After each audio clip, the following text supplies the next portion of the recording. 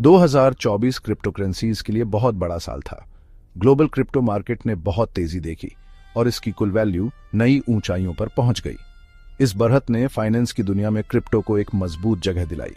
कुछ उतार चढ़ाव के बावजूद साल के आखिर तक मार्केट कैप 3.4 ट्रिलियन डॉलर तक पहुंच गया, जो साल की शुरुआत से लगभग 100% ज्यादा था। इस तेजी के पीछे कई कारण थे, जैसे बड़े संस्थानों द्वारा अपनाना अनुकूल नियम और लोगों में बढ़ती दिलचस्पी। बड़े फाइनेंस संस्थानों के क्रिप्टो में आने से इसे मान्यता मिली और तेजी आई। इसके अलावा खास तौर पर अमेरिका में स्पष्ट नियमों ने निवेशकों का भरोसा बढ़ाया, जिससे मार्केट में और लोग शामिल हुए। इस क्रिप्टो तेजी में सबसे आगे था बिटकॉइन, जो सबसे पहली क्रिप्टो करेंसी है। 2024 में बिटकॉइन ने अपने पिछले सारे रिकॉर्ड तोड़ दिए और दिसंबर में यह 1,08,135 डॉलर तक पहुंच गया।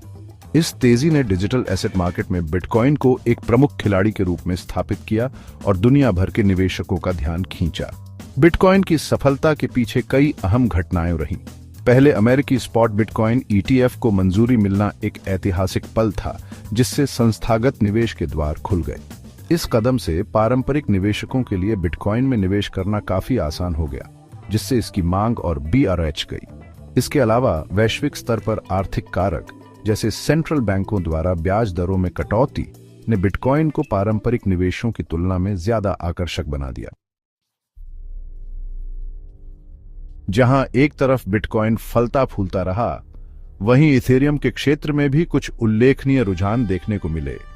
हालांकि इथेरियम एक महत्वपूर्ण खिलाड़ी बना रहा, लेकिन दूसरी क्रिप्टो करेंसीज के लोकप्रिय होने से इसका बाजार प्रभुत्व कम हुआ। इस बदलाव का एक कारण यह भी था कि तेज लेनदेन और कम शुल्क वाली प्रतिस्पर्धी लेयर 1 ब्लॉकचेन का उदय हुआ।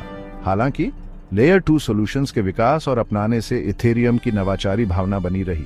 इथेरियम ब्लॉकचेन के ऊपर बने ये प्रोटोकॉल लेनदेन को ऑफ चेन प्रोसेस करके स्केलेबिलिटी की चिंताओं को दूर करते हैं, जिससे तेज और सस्ते लेनदेन होते हैं।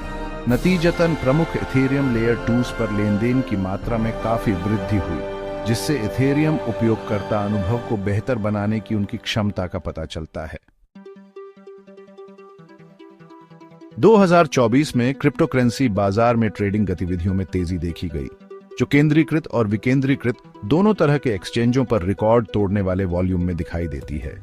केंद्रीकृत एक्सचेंज अपने उपयोगकर्ता के अनुकूल इंटरफेस और उच्च लिक्विडिटी के साथ ट्रेडिंग वॉल्यूम पर अपना दबदबा बनाए हुए हैं, जो खुदरा और संस्थागत दोनों तरह के व्यापारियों को आकर्षित करते हैं। विकेंद्रीकृत एक्सचेंज, जो उपयोगकर्ताओं को ज्यादा नियंत्रण और गोपनीयता प्रदान करते हैं, ने भी महत्वपूर्ण वृद्धि का अनुभव किया। एक उच्च प्रदर्शन वाले ब्लॉकचेन सोलाना का विकेंद्रीकृत एक्सचेंज ट्रेडिंग के केंद्र के रूप में उदय ने इस प्रवृत्ति को और बढ़ावा दिया। सोलाना की तेज लेनदेन गति और कम शुल्क ने इसे डेवलपर्स और उपयोगकर्ताओं दोनों के लिए एक आकर्षक प्लेटफॉर्म बना दिया, जिससे विकेंद्रीकृत वित्त क्षेत्र में इसकी स्थिति मजबूत हुई।